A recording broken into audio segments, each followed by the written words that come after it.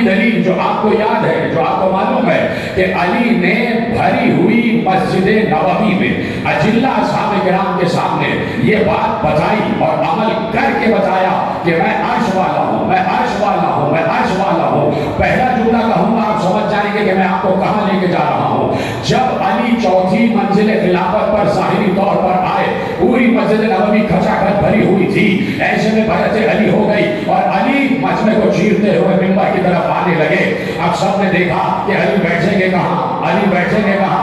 اب تو بولو سنی کی بات ہے، سب دیکھ رہے تھے کہ علی بیٹھیں گے کہاں، اس لیے کہ جب پہلا آیا اس نے عرشے کو چھوڑا، پہلی سیڑھی پر بیٹھا، دوسرے آئے تو وہ دوسری سیڑھی پر بیٹھے، تیسرے آئے تو وہ تیسری سیڑھی پر بیٹھے۔ اب سیڑھیاں ہی ختم ہو چکی تھی، لوگوں نے کہا علی کہاں بیٹھیں گے؟ ایک بار علی نے تیسری سیڑھی پہ قدم رکھا، دوسری پہ قدم رکھا، پہلے پہ قدم رکھا، وہاں بیٹھے جہاں رسول بیٹھ رہے تھے۔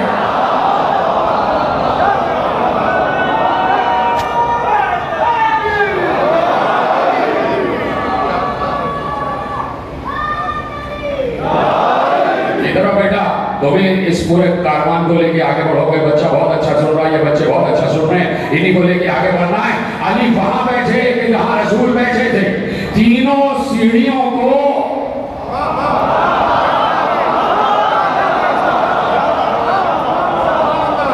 اپنے قدموں تلے رکھا۔ میں نے جملہ ہلکا کیا ہے لیکن جملہ اس سے بھی آگے کا تھا۔ اور وہاں بیٹھے کہ جہاں رسول بیٹھتے تھے، جہاں رسول بیٹھتے تھے۔ کسی نے اعتراض کیا اور شاید اسی نے اعتراض کیا کہ جس وقت علی خیبر فتح کرنے جا رہے تھے اور دلدل پہ بیٹھ گئے اور دلدل پہ بیٹھے تو علی کے ہاتھ میں علم تھا اور علی کی نگاہ در خیبر کی طرف تھی، وہ رہا خیبر اور پیغمبر یہاں کھڑے ہوئے ہیں ادھر علی کی پشت پر، دلدل کی پشت پر، اور علی کی نگاہ در خیبر پر ہے۔ اور علی نے در خیبر کی طرف دیکھ کر کہا یا رسول اللہ ان سے کب تک جنگ کروں؟ یا رسول اللہ ان سے کب تک جنگ کروں؟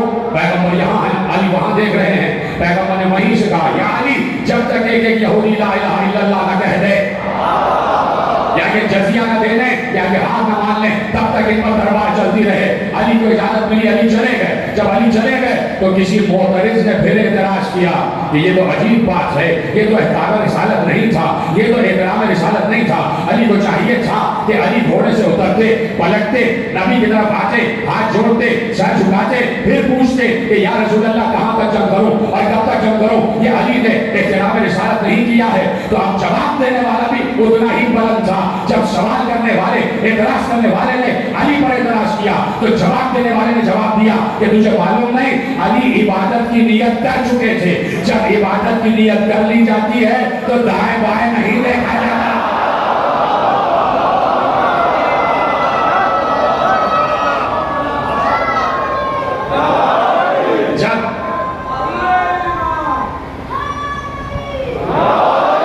جب عبادت کی نیت کر لی جاتی ہے تو پھر دائیں بائیں نہیں دیکھا جاتا۔ پیغمبر کا کہنا ہی عبادت تھا۔ اطاعت رسول عبادت ہے، اطاعت رسول عبادت ہے۔ تو اعتراض کرنے والے تو علی پر اعتراض کرتے رہے اور جواب بھی آتے رہے۔ ایسے ہی جب علی منبر کے اس مقام پر بیٹھے، اس مقام کو کیا کہتے ہیں؟ منبر کا عرشہ،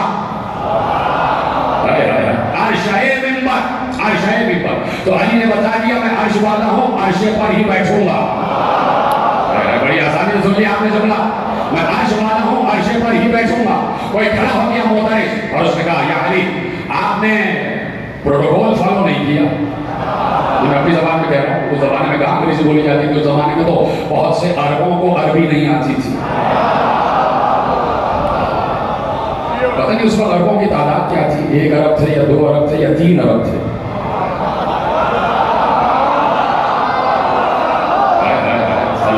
قربان جاؤں آپ کی سماعتوں پر۔ تو اس زمانے میں تو عربوں کو بھی عربی نہیں آتی تھی۔ دلیل کیوں اور آپ کی اجازت ہو؟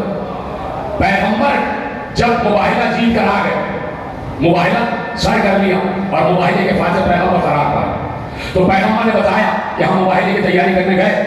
تو مباہلے کی تیاری کیا ہوئی کہ جیسے ہی نصارے نجران اور پیغمبر میں گفتگو ہوئی اور انہوں نے نہیں مانا، پیغمبر کی دلیلوں کو نہیں مانا، تو پیغمبر نے کہا کہ اللہ کے حکم سے مجھ پر یہ وحی اتری ہے کہ اسلام کوئی اتنا مجبور مذہب نہیں ہے کہ اسے اپنے آپ کو منوانے کے لیے تلوار ہی چلانی پڑے.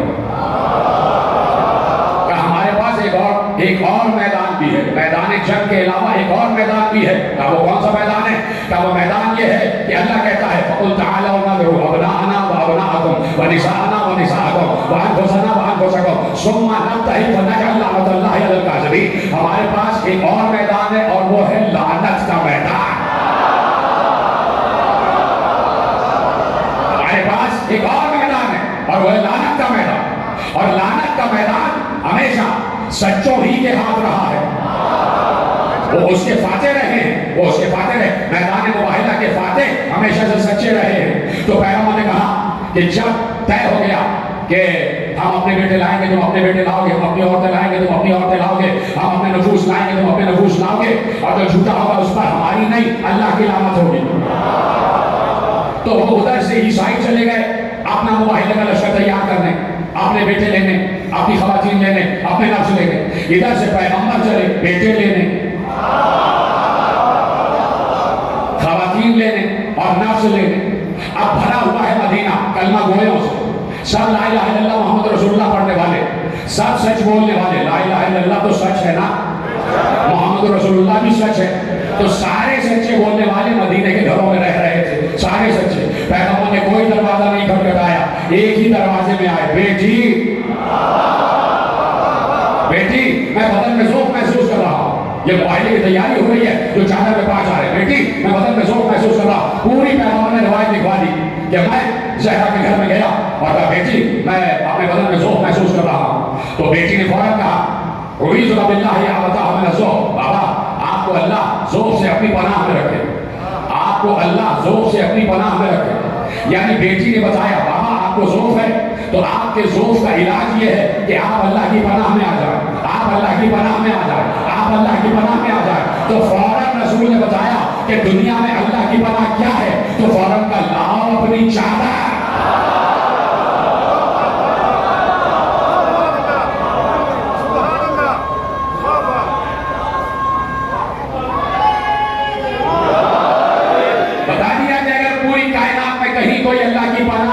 تو وہ چادر زہرا ہے کہ جس میں رسول بھی آگے پناہ طلب کرتا.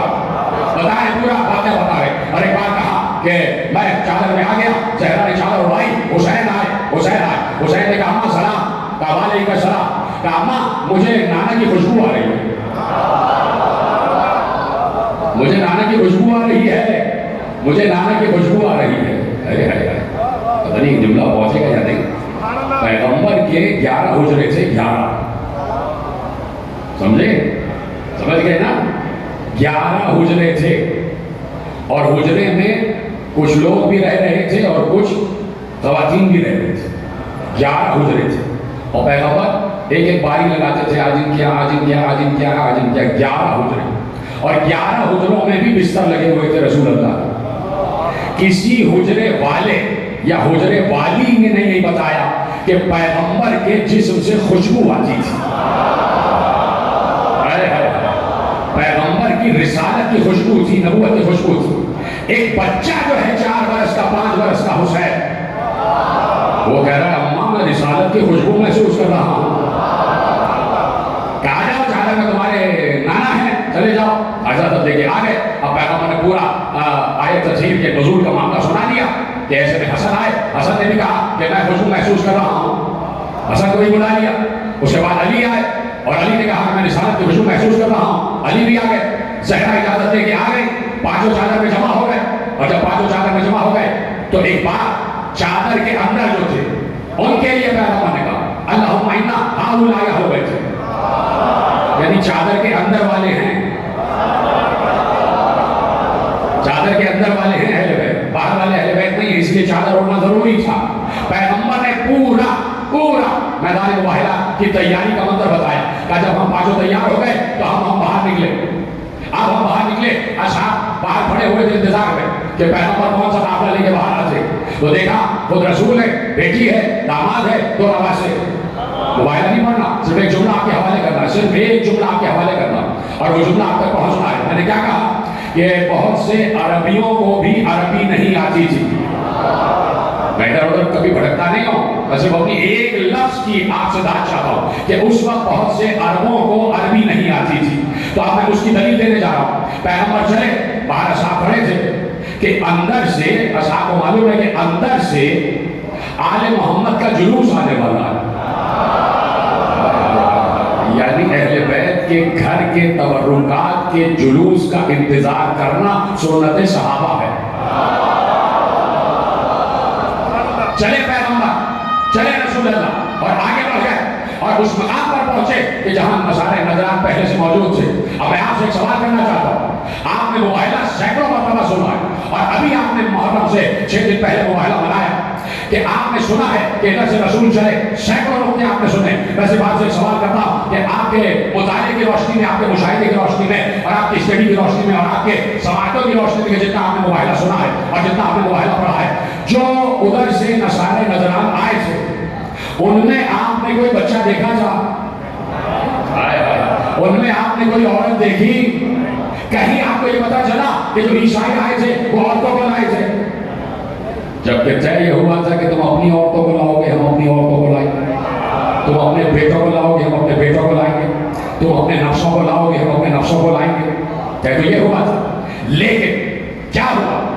ہوا یہ کہ رات بھر کتابیں کھلی عیسائیوں کے، جہاں پر عیسائی ٹھہرے تھے، نجران کے عیسائی، وہاں رات بھر کتابیں کھلی، سارے توریت کے نسخے، سارے انجیل کے نسخے، آسمانی کتابیں جو ان کے پاس آ رہی تھی، کچھ وہ آیتیں جو سینہ بسینہ تھی، کچھ وہ آیتیں جو ہاتھ کی لکھی ہوئی تھی سینکڑوں برس پرانی، سارے نسخے کھل گئے، سارے نسخے کھل گئے اور اس میں پڑھا جانے لگا کیا ہے کیا ہے کیا ہے۔ ساری نشانیاں جو توریت و زبور و انجیل اور جتنے صحفائے آسمانی میں تھی وہ ساری پڑھی، اور جب پڑھی تو ان میں کا سب سے بڑا جو راہب تھا 120 برس کا، 120 برس کا، اس کو سید کہتے تھے، نام تھا اصحاب، 120 برس کا جو سب کا بھی باپ تھا، سب کا پوپ تھا اس زمانے میں، سمجھ لیجیے جو پوپ تھا اس زمانے میں سب سے بڑا راہب، اس نے کتابیں بند کروا دی اور اس نے ایک بار کہا کہ ٹھیک ہے ہم جاتے ہیں۔ راستے میں چل رہا تھا، جا رہا تھا مباہلہ کرنے، اسی پوپ کا، اسی راہب کا پاؤں پتھر سے ٹکرایا، اسے پاؤں میں ذرا سی خراش آ گئی۔ اس کا بھائی تھا ایک، وہ تھا 80 برس کا یا 70 برس کا، اس کے بعد اسے راہب بننا تھا۔ اس کے بھائی نے دیکھا بڑے بھائی کے پاؤں میں خراش لگ رہی ہے اور اس سے ذرا سا خون رس رہا ہے، تو اس چھوٹے بھائی نے ایک بار اپنی زبان سے ایک جملہ نکالا اور کہا برا ہو عبداللہ کے بیٹے محمد کا، نہ وہ ہمیں ایسے بلاتا اور نہ میرے بھائی کے پاؤں میں خراش آتی۔ جیسے ہی چھوٹے بھائی نے بڑے بھائی کے لیے جملہ یہ کہا، بڑے بھائی نے کہا ادھر آؤ، قریب آؤ۔ بوڑھے راہب نے کہا قریب آؤ، وہ قریب آیا، کان لایا، اس نے کان میں کہا اب تو نے یہ جملہ کہہ دیا ہے گستاخی میں، اب عبداللہ کے یتیم کے بارے میں ایسا جملہ نہ کہنا۔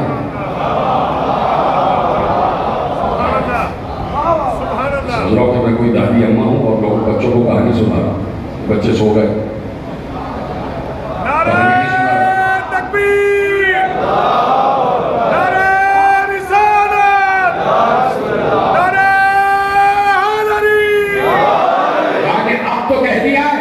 لیکن اب محمد ابن عبداللہ کے بارے میں ایسا کوئی جملہ نہ کہنا۔ آہستہ سے اس نے کہا، تو اس نے کہا کہ کیا مطلب؟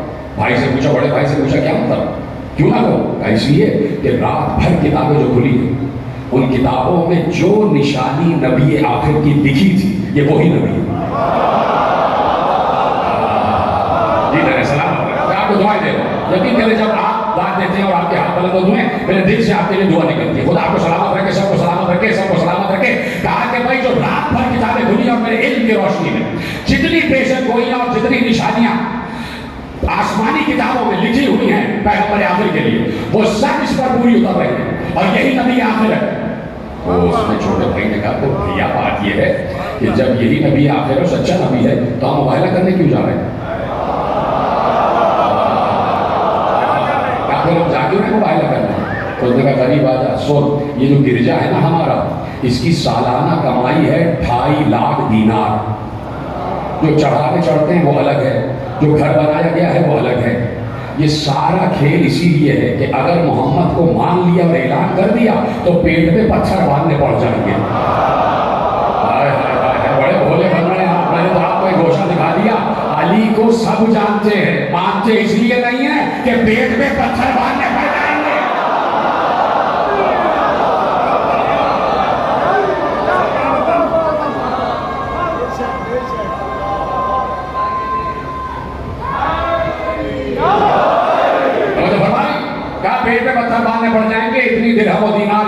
صاحب یہ سب کچھ آ رہا ہے، یہ سب ختم ہو جائے گا. تو بہت سے لوگ اپنا پیٹ بچانے کے لیے یا تو آل محمد کو مانتے نہیں یا پھر مان کر تفسیر کرتے، یا پھر مان کر گھٹاتے، یا پھر مان کر رتبہ کم کرتے. اس لیے کہ ہے سارا جھگڑا معاشیات کا، دین کا ہے نہ دینیات کا ہے، سارا جھگڑا معاشیات کا ہے. یہ بات یاد رکھیے آپ، یہ صرف ہم ہیں جو بغیر لالچ کے فرش ادا پر آ کر بیٹھتے ہیں، بغیر لالچ کے فرش ادا پر آ کر بیٹھتے ہیں. اس لیے کہ ہمیں معلوم ہے اتنے بڑے گھر میں جا رہے ہیں، اتنی بڑی درگاہ میں جا رہے ہیں، اتنے بڑے حسین کے اتنی بڑی درگاہ میں جا رہے ہیں. جملہ ضائع ہو گیا تو مجھے افسوس ہوگا، اس لیے کہ ہمیں معلوم ہے کہ اتنی بڑی درگاہ میں اتنے بڑے گھر میں جا رہے ہیں کہ جس گھر کو اللہ نے اپنے گھر کے برابر میں رکھا ہوا ہے،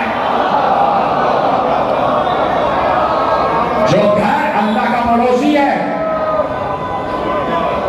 بھائی حسین اللہ کا پڑوسی ہے، میں کہہ چکا یہ جملہ، حسین اللہ کا ہمسایہ ہے. جہاں پر بھی ہماری مسجد ہے اس کے برابر میں امام باڑہ. کبھی آپ کسی سے پوچھئے کہ بھائی نہیں، وہ آپ سے پوچھتے کہ یہ آپ نے مسجد کے برابر میں امام باڑہ کیوں رکھتے ہیں؟ جہاں مسجد برابر میں امام باڑہ، جہاں مسجد برابر میں امام باڑہ، تو یہ آپ نے امام باڑہ کیوں رکھا ہوا ہے؟ تو اس سے پہلے کہ وہ آپ سے سوال کریں، آپ پلٹ کے اس سے سوال کیجئے گا کہ تم نے کیوں نہیں کیا. آپ اس سے پلٹ کے پوچھئے گا کہ تمہارے یہاں مسجد کے برابر میں امام باڑہ کیوں نہیں؟ یہ امام باڑہ کیا چیز ہے؟ یہ امام باڑہ ہے آل محمد کے گھر کی شبیہ. اس لیے کہ مسجد بھی حشر نہیں ہے، مسجد بھی شبیہ ہے اللہ کے گھر کی، مسجد بھی اللہ کے گھر کی شبیہ ہے نا. اسی طرح امام باڑہ بھی حسین کے گھر کی شبیہ ہے، شبیہ کے برابر میں شبیہ. تو ہم نے یہ شبیہ بنائی کہاں سے؟ ہم آپ سے پوچھتے ہیں آپ نے کیوں بند کیا، آپ نے کیوں نہیں لگایا؟ اس لیے کہ اللہ نے یہ کہا تھا، میرا جملہ سب کا سنا ہوا جملہ ہے، اس لیے کہ اللہ نے یہ کہا تھا اے نبی یہ سارے دروازے بند کر دو، صرف ایک دروازہ کھلا رہے گا، علی و فاطمہ کا دروازہ. ستیہ ہوا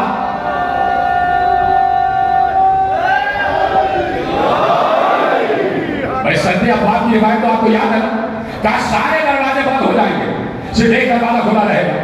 کون سا دروازہ؟ علی اور فاطمہ کے گھر کا دروازہ. بڑے ادب سے ایک جملہ کہہ رہا ہوں، ادب سے. یہ 11 حجرے جو تھے یہ رسول اللہ کے حجرے تھے. مجھے حیرانی ہو جاتی ہے کہ آپ سمجھ کے بھی چپ ہو جاتے ہیں. یہ کوئی مسئلہ تو نہیں ہے پیٹ والا، جب سمجھ جاؤ تو بولنا ضرور ہے. یہ میں بتا رہا ہوں، جب سمجھ جاؤ تو بولنا ضروری ہے. 11 حجرے تھے، 11 دروازے تھے رسول اللہ کے جو کھل رہے تھے مسجد میں. ان 11 کو بھی بند کروا دیا.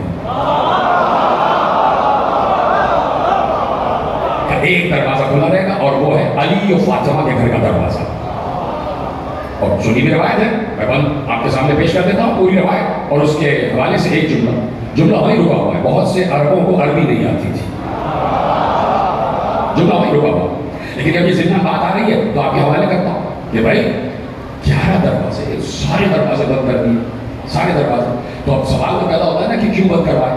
سوال پیدا ہوا، اس زمانے میں بھی ہوا، اور اس کے بعد جو روایتیں لکھی جاتی رہی، کتابیں لکھی جاتی رہی، اس میں جو پہلی جو وجہ تھی اس کو ڈائلیوٹ کر دیا گیا، ڈیزالو کر دیا گیا، مٹا دیا گیا. ہوتے 300-400 سال بعد انہوں نے کہا بھئی بات یہ ہے کہ اس لیے سارے دروازے بند کروا دیے کہ بہت سے عجیب لوگ عجیب کیفیتوں میں، عجیب حالتوں میں مسجد سے گزرتے ہوئے چلے جاتے تھے. عجیب حالتوں میں. اب ممبر سے کیا بیان کروں؟ ہم تو ممبر کے تقدس کے لائق ہیں، قائل ہیں اس ممبر کے تقدس کے، کہ ممبر پہ تقدس اور تہذیب عزاداری کا خیال رکھا جائے. الفاظ کا چناؤ بھی بہت ضروری ہے اس ممبر کے لیے، اس لیے کہ ممبر تہذیب اعضا سکھاتا ہے. تو اس لیے میں بڑے تقدس سے، بڑے احترام سے جملہ کہہ رہا ہوں. نہیں تو آج کل تو آپ دیکھ رہے ہیں کہ ہمارے ہی ممبروں پہ بیڈ روم ٹاکس کی جا رہی ہے، بیڈ روم کے آداب سکھائے جا رہے ہیں، شادی کے آداب 6 اور 7 اور 5 محرم یہ سکھائے جا رہے ہیں. تو میں تقدس قائل ہوں، اس لیے میں نے بڑے احترام سے لفظ کہا کہ عجیب حالتوں میں لوگ جا رہے تھے، وہ حالتیں جو نجاست والی حالتیں تھیں. انہوں نے کہا بھائی رسول اللہ سے اللہ نے کہا یہ نہ معلوم کن کن حالتوں میں یہاں سے چلے جاتے ہیں تو بند کرو سب. مت کرو سب، تو اس نے بھی فضیلت علی و زہرا ہی کی ہے کہ صرف علی و زہرا ہیں کہ جو جس حالت میں ہو یطہرکم تطہیرا ہے، جس کیفیت میں ہو وہ ہمیشہ پاک و طاہر ہے۔ ایک تو اس کو یہ کیفیت نکل ہے، لیکن میں آپ کے سامنے ایک جملہ پیش کرنے جا رہا ہوں، سنا ہوں گے آپ نے جملے، لیکن میرا جملہ بھی لے جائیے۔ یہ سارے دروازے بند ہو گئے، کہا بھائی عجیب عجیب حالتوں میں آتے جاتے تھے، اس کے دروازے بند کروا دیے۔ اچھا، تو اگر یہی وجہ تھی اور یہی مقصد تھا، یہی سبب تھا کہ عجیب عجیب حالتوں میں آ رہے جا رہے، اس کے دروازے بند کروا دیے، تو کسی نے بعد میں کہا کہ رسول اللہ ایک چھوٹی سی کھڑکی کی اجازت ہے، ایک کھڑکی کی اجازت ہے؟ نہیں۔ کسی نے کہا اچھا ایک سوراخ کی اجازت ہے؟ یہ دیکھ رہے سوراخ سے کیا کیا جاتا ہے؟ تاکہ جھاکی۔ پہلے کہا کہ کھڑکی کی اجازت ہے کہ نہیں، کہا سوراخ کی اجازت ہے کہ نہیں، کہا میری مرضی نہیں ہے، اللہ کی مرضی ہے، سب بند ہو جائے گا، نہ کھڑکی کی اجازت ہے نہ سوراخ کی اجازت۔ اگر وجہ یہ تھی کہ کوئی کسی بھی حالت میں آتا جاتا ہے تو کھڑکی کی اور سوراخ کی اجازت کیوں مانگی جا رہی تھی؟ کیا کوئی کھڑکی اور سوراخ سے بھی آتا جاتا ہے؟ سوراخ سے تو سانپ ہی آتا جاتا ہے بھائی، اگر آنے جانے والے معاملہ تھا تو پھر کھڑکی اور سوراخ کی اجازت بھی مانگی جا رہی، کوئی ان سے تو آتا جاتا نہیں ہے۔ مقصد کچھ اور ہے، مقصد کچھ اور ہے، مطلب کچھ اور ہے، اللہ کچھ اور بتانا چاہتا ہے۔ سینکڑوں مطالب ہو سکتے ہیں، ایک وجہ میں آپ کو بتاتا ہوں، اور وہ کیا ہے؟ سارے دروازے بند کروا کر صرف ایک دروازہ کھلوا کر اللہ نے یہ بتایا کہ اب اس کے بعد کسی کی شریعت نہیں چلے گی، صرف علی و فاطمہ کے گھر کی شریعت چلے گی۔ ادھر سلامت رہے، سلامت رہے، صرف علی و فاطمہ کے گھر کی شریعت چلے گی۔ وجہ بتاؤ کیا ہے؟ جب نماز کی بات آئی تو سب نے نماز پڑھی، پیغمبر کے پیچھے نماز پڑھی، تو پیغمبر نے ایک حدیث دی ہے، اور یہ حدیث صحاح ستہ میں بھی ہے اور کتب اربعہ میں بھی ہے۔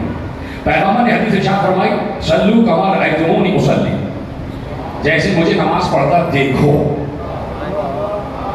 یہ سنی بھی حدیث ہے، میں تو بس خالی وہی باتیں سنا رہا ہوں جو آپ کی سنی بھی ہیں، تو بولا کریں بھائی اور خوش ہو جائیں کہ بھائی ذاکر اتنا ہی جانتا ہے جتنا ہم جانتے ہیں، یہ آپ کی خوشی کے لیے، تاکہ آپ کے چہروں مسکراہٹ آ جائے۔ صلو کما رأیتمونی اصلی، جیسے مجھے نماز پڑھتا دیکھو ویسے نماز پڑھو، جیسے مجھے نماز پڑھتا دیکھو ویسے نماز پڑھو۔ بہت برس گزر گئے، 4 فقہیں بن گئے، امام شافعی علیہ رحمہ، امام مالکی علیہ رحمہ، امام احمد بن حنبل علیہ رحمہ، امام حنیفہ علیہ رحمہ، یہ 4 فقہیں بن گئی۔ پہلے امام سے پوچھا کہ کیا حدیث ہے؟ انہوں نے کہا کہ بھائی صلو کما رأیتمونی اصلی، تو انہوں نے نماز کا طریقہ لکھ دیا، ایسے پڑھنی چاہیے۔ کسی نے کہا یہاں بندھے گا، کسی نے کہا یہاں بندھے گا، کسی نے کہا یہاں بندھے گا، ہے کہ نہیں؟ یہ طریقے۔ تو ہم نے ان سے پوچھا پہلے صاحب سے کہ پیغمبر نے تو یہ کہا تھا کہ جیسے مجھے نماز پڑھتا دیکھو ویسے پڑھو، کیا آپ نے رسول کو دیکھا تھا؟ کیا پھر صاحب آپ کو دیکھا تھا؟ انہوں نے کہا نہیں نہیں نہیں، انہوں نے کہا نہیں نہیں نہیں، ہم کو رسالت آپ کے 80 برس کے بعد آئے، 80 برس کے بعد آئے۔ انہوں نے کہا اچھا۔ دوسرے صاحب سے پوچھا آپ نے دیکھا؟ کہا ہم پہلے کے بھی 80 برس کے بعد آئے۔ تیسرے سے پوچھا آپ نے کہا ان کے بعد آئے۔ تیسرے سے چوتھے سے پوچھا، انہوں نے کہا ہم ان کے بھی بعد آئے۔ کسی نے یہ نہیں کہا الحمدللہ کہ ہم نے رسول کو دیکھا، سچ بول رہے تھے۔ یہ تک نہیں کہا کہ خواب میں دیکھا، یہ سلامت ہے، یہ تک نہیں کہا کہ خواب میں دیکھا، سب نے سچ بول دیا، سچے بھائی واہ کیا بات ہے، احترام پر واجب ہے، ہم نے احترام کیا، لیکن کسی نے رسول کو نماز پڑھتے دیکھا نہیں۔ اب کس سے پوچھے کہ کس نے دیکھا؟ حسن سے پوچھا تو حسن نے کہا میں نے دائیں طرف کھڑے ہو کے دیکھا، علی نے کہا میں نے ساتھ کھڑے ہو کے دیکھا، حسین نے کہا میں نے پشت پر بیٹھ کے دیکھا۔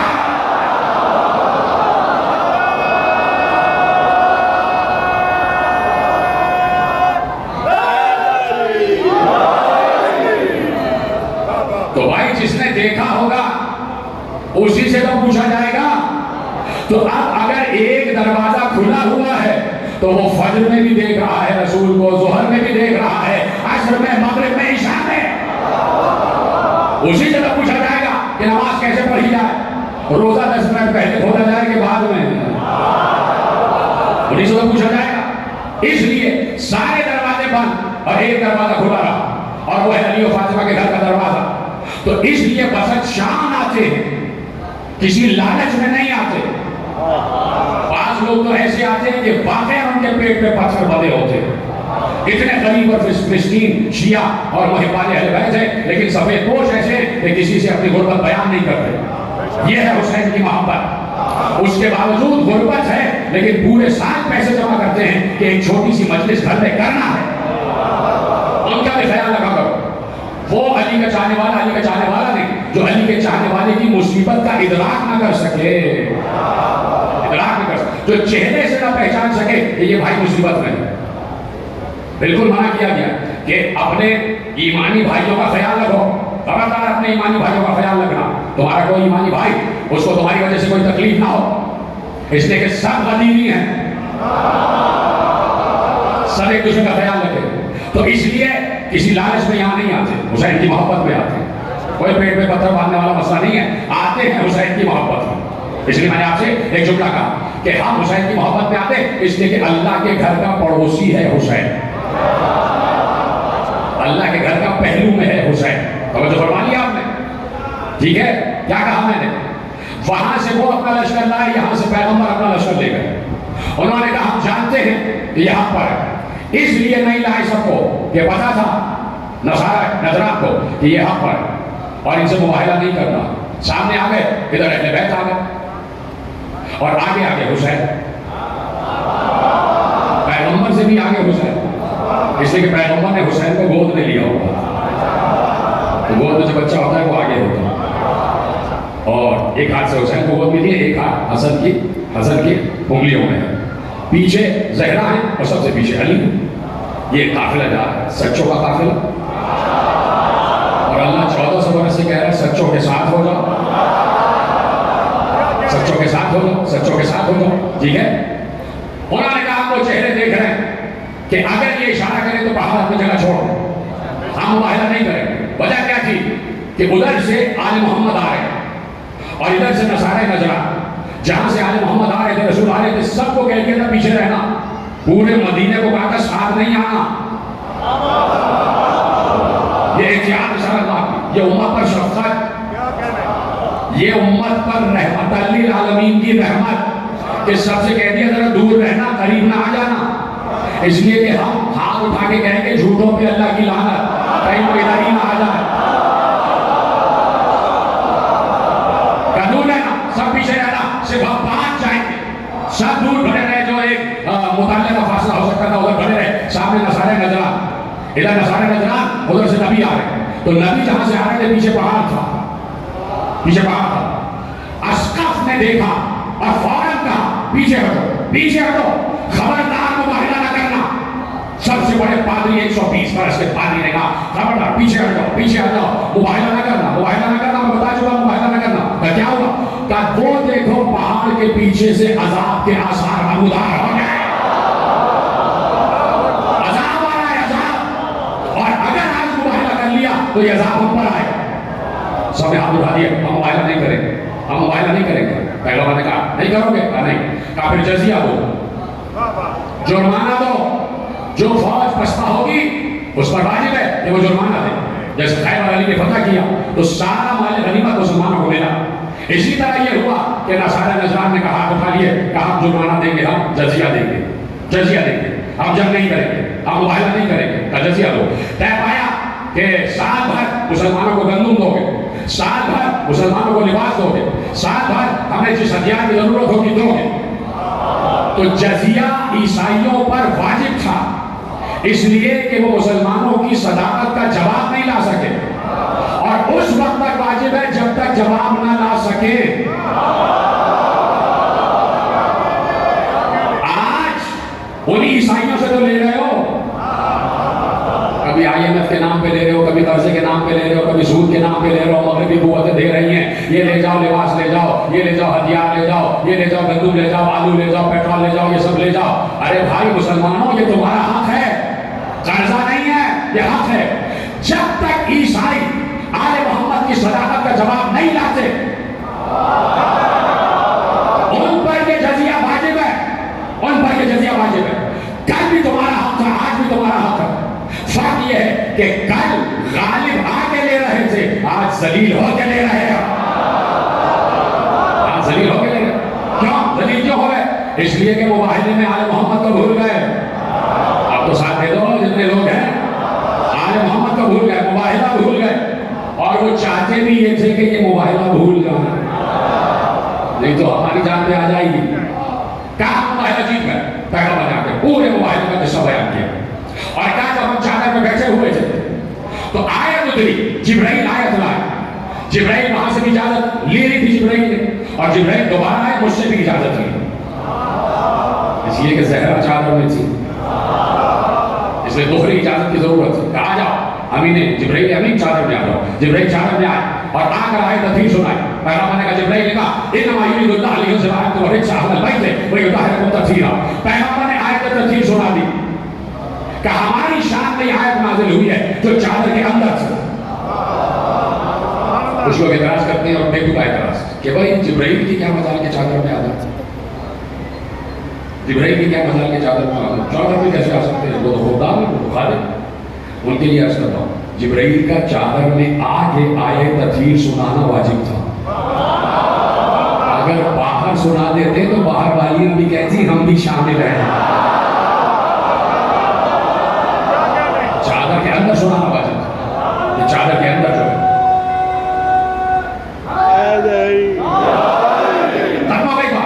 جیسے ہی پیغمبر نے آیت تدھیر سنائی, انما یرید اللہ لیذهب عنکم الرجس, جیسے ہی لفظ رجس پہ آئے, رے جیم سی, رجس عربی زبان کا لفظ, اور عربی مجمع سامنے تھا. پیغمبر کے سامنے ہم تو بیٹھے نہیں تھے کہ ہم پاکستان سے گئے ہوں یا لاہور سے گئے ہوں, پنجابی سمجھ رہے ہیں یا اردو سمجھ رہے ہیں.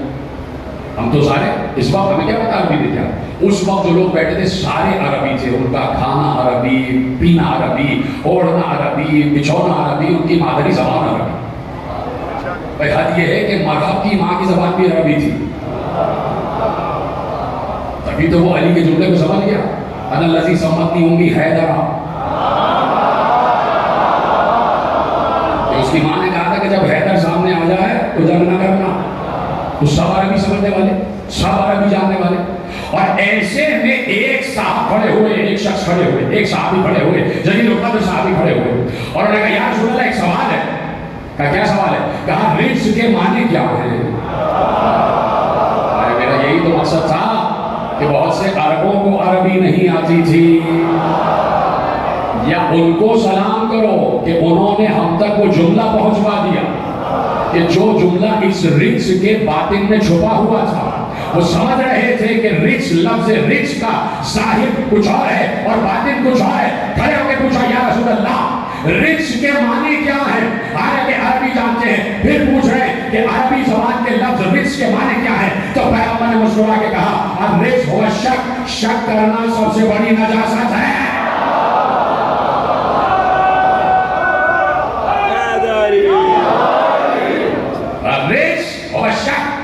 شک کرنا رجس ہے, نجاست ہے.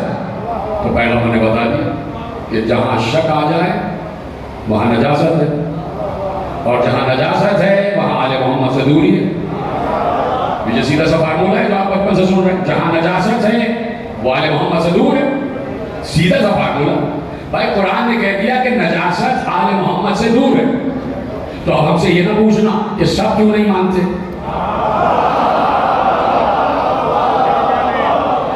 سب کیوں نہیں آ جاتے, سب کیوں نہیں آ جاتے, سب کیوں نہیں مانتے.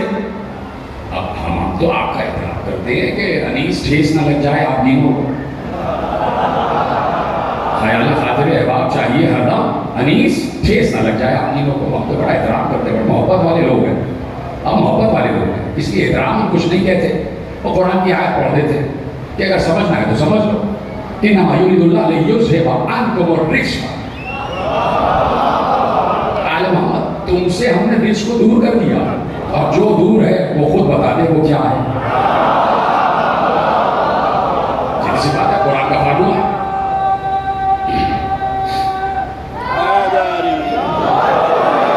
تو ہم تو بڑے لطیف لوگ ہیں، بڑے احترام والے، بڑے محبت والے لوگ ہیں، اس لیے کہ ہم حسین جیسے محبت کرنے والے سے محبت کرتے ہیں۔ حسین سے بڑھ کر کوئی محبت کرنے والا 1400 برس کی تاریخ میں، حسین سے بڑھ کر اتنا کریم آقا، اتنا کریم آقا۔ کربلا جاؤ، کربلا جاؤ، دور سے روضے کو سلام کرو، تمہارے مانگنے سے پہلے حسین دیتا، تمہارے طلب کرنے سے پہلے حسین دے دیتے، لیکن کریم آقا حسین بادشاہ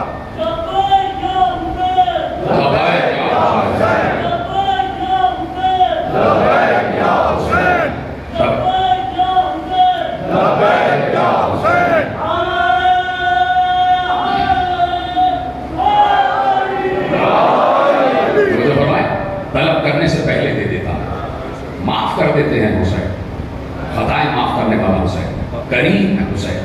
کریم کا مطلب ہی یہ ہے کہ جو مانگنے سے پہلے عطا کر دے۔ حسین سخی ہے، اور سخی الاسخیاء، سخیوں کا بھی سخی ہے، اس لیے کہ پورا خزانہ قدرت اس وقت حسین کے ہاتھ میں ہے، زندگی اور موت حسین کے ہاتھ میں، اسی حسین کے ماننے والے، ہم کسی کو تکلیف نہیں پہنچاتے، ہم اپنے آپ کو تکلیف دے لیتے ہیں، امت کو تکلیف نہیں دیتے۔ ہم امت کو یہ بتاتے ہیں کہ ہم فرش عزا پر آ کر روتے ہیں تو اس لیے روتے ہیں کہ جو عباس کے کٹے ہوئے شانوں پر روتا ہے وہ کسی کے بازو نہیں کاٹتا۔ عرض کر چکا، لیکن چاہتا ہوں کہ یہ جملے محفوظ ہو جائیں۔ جو قاسم کی پامال لاش پہ روتا ہے وہ کسی نئے دولہا کو قتل نہیں کرتا۔ جو سکینہ کے زخمی رخسار پر روتا ہے وہ کسی بچی پر تشدد نہیں کرتا۔ جو علی اصغر کے زخمی گلو پر روتا ہے وہ کسی ماں کی گود نہیں اجاڑتا، اور جو علی اکبر کے زخمی جگر پر روتا ہے وہ کسی بوڑھے باپ کے سامنے کسی کڑیل جوان بیٹے کو قتل نہیں کرتا۔ قدر کو بتاتا، علی اکبر شبیہ رسول، شبیہ رسول علی اکبر۔ حسین جس سے بڑی محبت کرتے تھے، جیسے ہی علی اکبر اس دنیا میں آئے، زینب حجرے علی اکبر میں آ گئی، حجرے ام لیلہ میں آئی، اور بے اختیار کہا بھیا تمہیں مبارک ہو، بھیا تمہیں چاند سا بیٹا مبارک ہو۔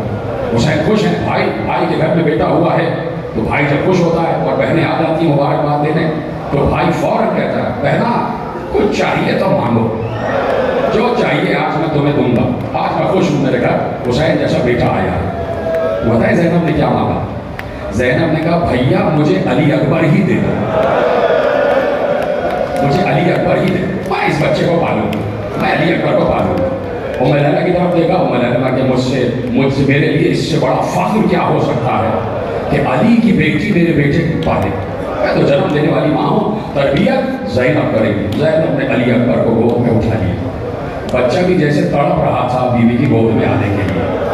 علی اکبر نے زینب کو دیکھا، زینب نے علی اکبر کو دیکھا، دونوں پھوپھی بھتیجے میں ایسی محبت ہوئی کہ وہ محبت آخری دم تک قائم ہے، وہ محبت ختم نہیں ہوئی۔ جو محبت علی اکبر اور زینب میں تھی، جو محبت چچا، جو محبت بھتیجا اور پھوپھی میں تھی، ایسی محبت کسی نے نہیں دیکھی۔ پھر زینب ہیں اور علی اکبر ہیں، کبھی زینب علی اکبر کے کپڑے بدلواتی ہے، کبھی علی اکبر کے بالوں کو سلجھاتی ہے، کبھی علی اکبر کا منہ دھلا رہی ہے، کبھی علی اکبر کو پکڑ کے چلنا سکھا رہی ہے۔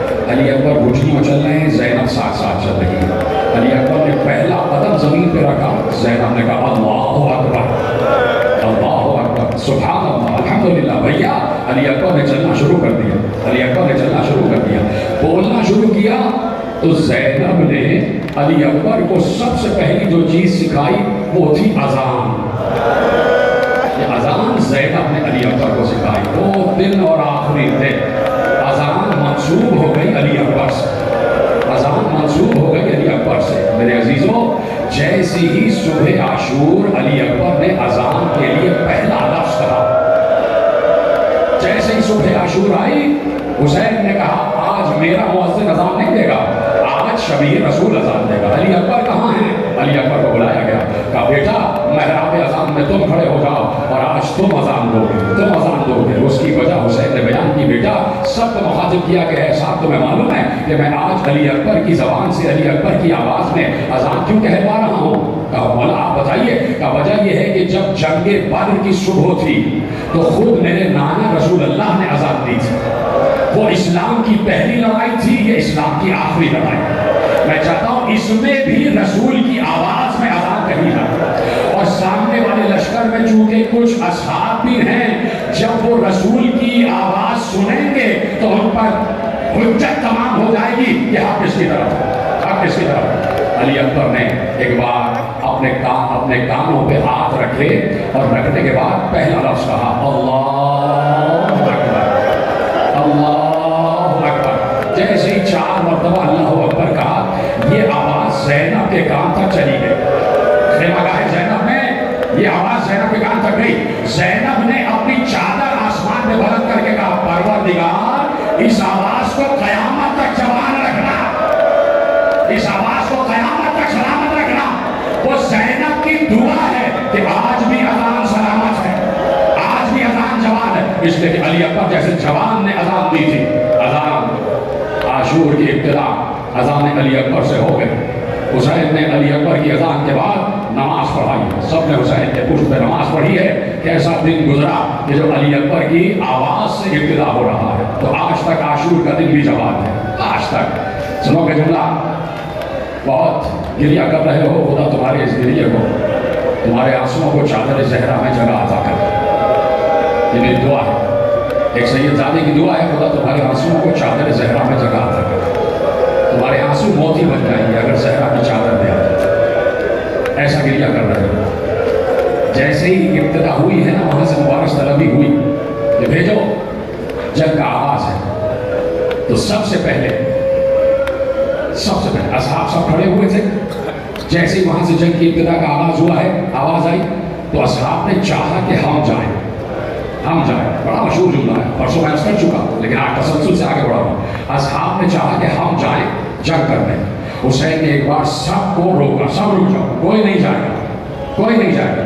اور ایک بار علی اکبر کی طرف دیکھ کر کہا تقدم ولدی، بیٹے پہلے تم جاؤ، علی اکبر پہلے تم جاؤ، میں چاہتا ہوں پہلے تمہارا لاشا اٹھاؤ، پہلے تمہارا لاشا اٹھاؤ۔ علی اکبر سرخرو ہو گئے، چہرے پہ سرخی آ گئی، بے اختیار گھوڑے کی طرف گئے تو اصحاب آگے بڑھ کے علی اکبر کے سامنے کھڑے ہو گئے کہ مولا یہ نہیں ہو سکتا، ہمارے ہوتے ہوئے شبیہ رسول کا لاشا آ جائے، پھر ہمارے جینے کا فائدہ کیا ہے؟ سب نے کہا مولا ایسا نہیں ہو سکتا، پہلے ہم جائیں گے، پہلے ہمارے لاشے آئیں گے، اور مولا ہم تو آپ سے یہ بھی نہیں کہہ رہے کہ ہمارا لاشا اٹھا کے لائیے گا، آنا جہاں ہم سب اٹھا کے گر جائیں وہیں چھوڑ دیجیے گا، ہم آپ کو زہرا نہیں دینا چاہتے۔ علی اکبر کو روک دیا، اصحاب کے لاشیں آنا شروع ہو گئے، حسین لاشے پہ لاشیں لائے، مقتل میں لا کے رکھ دیا۔ باری آ گئی آل محمد کے ہاشمی جوانوں کی، پھر لاشیں لائے اور محمد کے لاشیں بھی آ گئے۔ قاسم کی پامال لاش کو سمیٹنا کوئی آسان نہیں تھا۔ کل جناب علی اصغر کے مصائب ہوں گے، کل جھولا برآمد ہوگا اسی مقام پر، میری مائیں بہنیں بھی آئیں اور سب آئیں گے تو ہم دیکھیں گے کہ جھولا کیسے برآمد ہوتا ہے۔ اور آج میں ام لیلا کو سلام کر رہا ہوں، کل ام رواح کو سلام کریں گے۔ آج بی بی ام لیلا کو سلام، کل بی بی ام رواح کو سلام۔ سب کی لاشیں آنا شروع ہو گئے۔ قاسم کی پامال لاش سمیٹنا بڑا مشکل کام تھا حسین کے لیے۔ حسین اس منزل کو بھی سر کر گئے، حسین اس منزل کو بھی سر کر گئے۔ عباس کے کٹے ہوئے شانے بھی آ گئے۔ آخری قربانی رہ گئی علی اکبر کی۔ کہا بابا جانے دے، بابا اجازت دے دے۔ علی اکبر کو سینے سے لگا دے، بابا اب تو کوئی نہیں بچا ہے۔ علی اکبر میں کون ہوتا ہوں اجازت دینے والا؟ جس ماں نے جنم دیا ہے اس سے اجازت دو، جس ماں نے جنم دیا اس سے اجازت دو۔ کہا پہلے پھوپھی اماں سے اجازت دے لوں؟ کہا جس پھوپھی نے پالا ہے پہلے اس سے اجازت دے لوں۔ کہا کہ بابا آپ بھی میرے ساتھ چلیں، آپ بھی میرے ساتھ چلیں، آپ چلیں گے تو پھوپھی کو سمجھانا آسان ہو جائے گا۔ حسین علی اکبر کا ہاتھ پکڑ کے خیمہ زینب میں آ گئے، خیمہ زینب میں آ گئے۔ زینب نے علی اکبر اور حسین کو ساتھ دیکھا، کہا کہ میرے بھیا کچھ کہنے کی ضرورت نہیں ہے۔ زینب سمجھ گئی کس لیے آئے، بھیا اس وقت میں صرف یہ چاہتی ہوں کہ میرا بھائی بچ جائے، میرے بچے بھی قربان، میرا بھتیجا بھی قربان۔ بھیا اس وقت میں صرف یہ چاہتی ہوں کہ میرا ماجایا بچ جائے، صرف تمہیں بچانا چاہتی ہوں، باقی ساری قربان۔ بھیا میں سمجھ گئی، جاؤ علی اکبر جاؤ، پھوپھی نے اجازت دے دی۔ علی اکبر خوش ہو گئے، پھوپھی کے قدموں پہ ہاتھ رکھا، سلام کیا، پھوپھی آپ کا شکریہ، چلے باہر، چلے گھوڑے کی طرف۔ حسین نے روکا، کہاں جا رہے ہیں؟ کہا پھوپھی سے اجازت لے لی، کہا کہ پالنے والی پھوپھی نے اجازت دے دی، جنم دینے والی ماں سے بھی اجازت لے لی، ام لیلا سے بھی اجازت دے لی۔ کہا بابا آپ چلیے ساتھ۔ کہا علی اکبر زینب مزاج شرح سے امامت ہے، زینب کو سمجھانا میرا کام ہے، ماں کو سمجھانا تمہارا کام ہے، تم فساد بنی ہاشم کے مالک ہو، جاؤ ماں کو تم سمجھاؤ، اجازت دو۔ باہر حسین کھڑے رہے، علی اکبر خیمہ ام لیلا میں اپنی اماں کے خیمے میں آ گئے، دیکھا ماں خاک کربلا پہ بیٹھی ہوئی ہے، ماں خاک کربلا پہ بیٹھی ہوئی ہے اور خاک پر کچھ اشارے کر کر کے کچھ نقوش بنا رہی ہے۔ جیسے ہی ماں کے مشام جام میں علی اکبر کی خوشبو پہنچی، ماں نے سر اٹھایا، دیکھا کڑیا جوان بیٹا سامنے کھڑا، ماں نے بے اختیار بیٹے کو سینے سے لگا کر ایک جملہ کہا، علی اکبر شب عاشور کے گئے ہوئے اس وقت آ رہے ہو بیٹا، ماں کب سے انتظار کر رہی ہے۔ علی اکبر بیٹھ گئے، اماں کے ہاتھوں کو اپنے ہاتھوں میں لیا، چوم چوم کر کہا اماں میں آپ سے ایک سوال کرنے آیا ہوں۔ بیٹے کیا سوال ہے؟ ماں کے ہاتھوں کو چوم کر کہتے ہیں اماں میدان محشر ہوگا، وہاں دادی فاطمہ زہرا کی سواری آئے گی، اماں ایک ایک بیوی یہ کہے گی، وہ بھی زینب کہے گی کہ اے اماں فاطمہ میں نے آپ کے لال حسین پر سے اپنے 2 بیٹے قربان کر دیے اور محمد قربان کر دیے۔ بیوی ام فروا کہے گی کہ اے بیوی فاطمہ زہرا میں نے آپ کے لال حسین پر سے اپنا 13 برس کا قاسم قربان کر دیا۔ بیوی ام کلثوم کہے گی کہ میں نے قربانی دی، ساری بیویاں کہیں گی کہ میں نے قربانی دی۔ اماں یہ بتائیے آپ بیوی فاطمہ زہرا سے کیا کہیں گے؟ ایک بار ام لیلا نے علی اکبر کے ماتھے کو چوما، رخسار کو چوما اور روتے ہوئے کہا بیٹا میں سمجھ گئی تو کیا کہنا چاہتا ہے، میں فاطمہ زہرا سے یہ کہوں گی کہ اے بی بی فاطمہ میں نے آپ کے لال حسین پر سے اپنا علی اکبر قربان۔ جاؤ علی اکبر جاؤ، ماں نے اجازت دے دی۔ علی اکبر نے ماں کے ہاتھوں کو چوما، باہر آ گئے، کہا بابا اجازت مل گئی، پالنے والی پھوپھی نے اجازت دے دی، جنم دینے والی ماں نے بھی اجازت دے دی، بابا اب میں جا رہا ہوں، اب میں جا رہا ہوں۔ حسین آگے بڑھے، علی اکبر بیٹھنا چاہتے تھے، حسین آگے بڑھے، علی اکبر کے ہاتھ کو پکڑ کر کہا بیٹے ماں نے تو اجازت دے دی، بوڑھے باپ سے بھی تو رخصت ہو لو، بس بوڑھے باپ تھک گئے کیا، بوڑھے باپ سے بھی رخصت ہو لو، کیا رونا نہیں آتا، روئے جا آواز بلند کرو، اس لیے کہ علی اکبر کی شہادت کوئی معمولی شہادت نہیں ہے، بیٹے بوڑھے باپ سے بھی رخصت ہو لو، علی اکبر ایسے نہیں جانے دوں گا، لائے خیمے میں، آواز دی بیویوں آ جاؤ، بیویوں آ جاؤ، ام لیلا بھی آ گئی، ساری بیوی آ گئی، زینب بھی آ گئی، ام کلثوم بھی آ گئی۔ حسین نے کہا آؤ دیکھو آج میں اپنے بیٹے کو کیسے دولہا بناتا ہوں، آج میں اپنے بیٹے کو خود تیار کروں گا۔ حسین علی اکبر کھڑے ہوئے ہیں، حسین نے صندوق کھولا، اس میں سے رسول کا وہ امامہ نکالا جو رسول معراج میں پہن کے گئے تھے، علی اکبر کے سر پہ باندھنا شروع کیا، ہر باندھنے پر صرف یہ کہتے تھے اِنَّا لِلَّهِ وَإِنَّا إِلَيْهِ رَاجِعُونَ، امامہ باندھتے گئے، اِنَّا لِلَّهِ کہتے گئے، اب میری ماں کہنے بتائے جب حسین اِنَّا لِلَّهِ کہہ رہے ہوں گے تو ام لیلا پر کیا گزر رہی ہوگی، آج باز محمد سے اب شہادتیں شروع ہو گئی، اب میں تم سے کہتا ہوں کہ ماتم کرو، جاؤ بیٹے، رخصت کر دیا، جانے لگے۔ بہت بعد میں جب زین العابدین رہا ہو کے مدینے واپس آ گئے، خود زین العابدین مصائب پڑھ رہے تھے، ایک شخص نے کھڑے ہو کے کہا کہ میں نے فوج یزید کے ایک سپاہی سے سنا ہے کہ جب علی اکبر باہر آ رہے تھے تو بار بار خیمے کا پردہ اٹھتا تھا گرتا تھا، اٹھتا تھا گرتا تھا، مولا اس کا کیا سبب ہے؟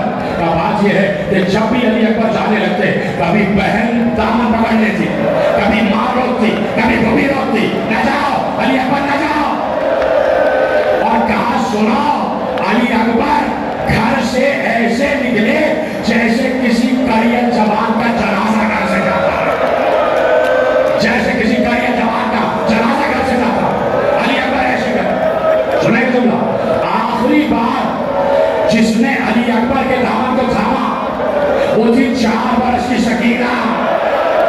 دامن پکڑ کے کہتی ہے بھیا جا رہے ہو، یہ تو بتاتے جاؤ کہ سغرا کو کوئی پیغام دینا ہے، سغرا کو کوئی پیغام دینا ہے۔ قیامت گزر گئی سکینہ کے جملے پر، سکینہ کے جملے پر قیامت گزر گئی۔ علی اکبر چلے گھوڑے کی طرف گئے، حسین نے کہا میں تمہیں سوار کر رہا ہوں بیٹے، میں سوار کر رہا ہوں۔ حسین نے رکاب پر ہاتھ رکھا، رکاب پر ہاتھ رکھا، علی اکبر پیچھے ہٹ گئے، پیچھے ہٹ گئے۔ علی اکبر کیوں سوار نہیں ہو گئے؟ کہا بابا رکاب پہ آپ کا ہاتھ ہے، میں آپ کے ہاتھ پہ اپنے قدم کیسے رکھ دوں؟ کہا بیٹے آج ہاتھ پہ قدم نہیں رکھ رہے، کل یہی قدم میرے کاندھے پہ ہوتے تھے، میں نے تمہیں اپنے کاندھے پر اٹھایا، میں نے تمہیں اپنی گود میں اٹھایا، آج بات سوار کرا۔ حسین نے کڑیا جواب بیٹے کو سوار کرایا، یہ کوئی آسان منزل نہیں تھی، سوار کرا دیا۔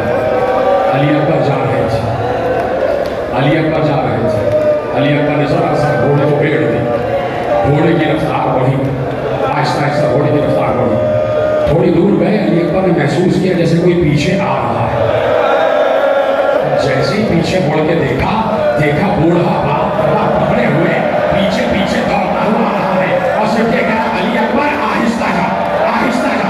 علی اکبر ذرا پیچھے مڑ کے دیکھتے جا، علی اکبر مڑ کے آ گئے، گھوڑے سے اترے، کہا بابا اگر ایسے آپ پیچھے آئے تو میں میدان کو جا نہیں سکوں گا۔ حسین نے علی اکبر کا ہاتھ پکڑ کر ایک جملہ کہا، علی اکبر اگر تیرا بھی کوئی تجھ جیسا بیٹا ہوتا اور وہ مرنے کے لیے جاتا تو میں پوچھتا کہ جب بیٹا جاتا ہے تو باپ پر کیا گزرتی ہے؟ بس میرے عزیزوں ختم کر دی میں نے تقریر، آخری جملہ تقریر کا۔ علی اکبر واپس آئے، کھڑے ہو گئے خیمے کے سامنے، پھر باپ سے کہا بابا اب آپ کو میرے ہاتھ کی قسم اب میرے پیچھے نہ آئیے، بابا اگر آپ اسی طرح آتے رہے تو مجھ سے جنگ نہیں ہو پائے، جنگ نہیں ہو پائے۔ علی اکبر میں کوشش کرتا ہوں بیٹا، میں کوشش کرتا ہوں کہ یہی کھڑے ہو کے تمہیں میدان جنگ میں لوٹا ہوا دیکھو، یہی کھڑے ہو کے میدان جنگ میں۔ پھر معاملہ ہوا تو اس سے بھی بڑھتا ہے، آخری تک مسائل پڑھوں گا، آج آخری جملہ سن لینا۔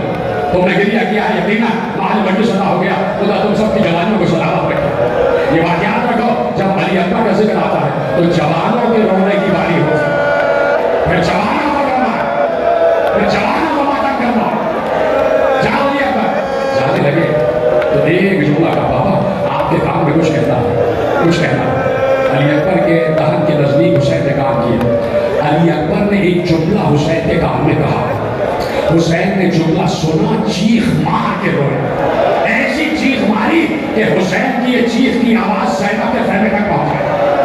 علی اکبر نے جواب نہیں سنا، گھوڑے پہ بیٹھے میدان کو چلے گئے، میدان کو چلے گئے۔ ادھر سے زینب یہ منظر دیکھ رہی تھی، کہا فضا ذرا میرے ماجائی کو بلا کے لاؤ، میرے بھیا کو بلا کے لاؤ۔ فضا گئی، کہا شہزادے آپ کو آزادی یاد کر رہی ہے۔ حسین لوٹ کھڑاتے ہوئے قدموں کے ساتھ خیمہ زینب میں آئے، کہا بہن زینب کیوں بلایا؟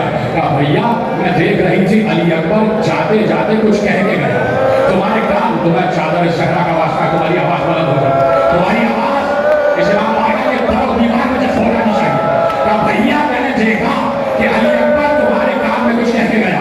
بیٹا بھیا مجھے بتاؤ بیٹا کیا کہہ کے گیا، بیٹا کیا کہہ کے گیا؟ حسین نے کہا نہ پوچھو زینب، نہ پوچھو۔ کہا نہیں بھیا تمہیں بتانا پڑے گا۔ کہا نہ پوچھو۔ ایک بار زینب نے کہا بھیا تمہیں زینب کے ہاتھ کی قسم بتاؤ بیٹا کیا کہہ کے گیا؟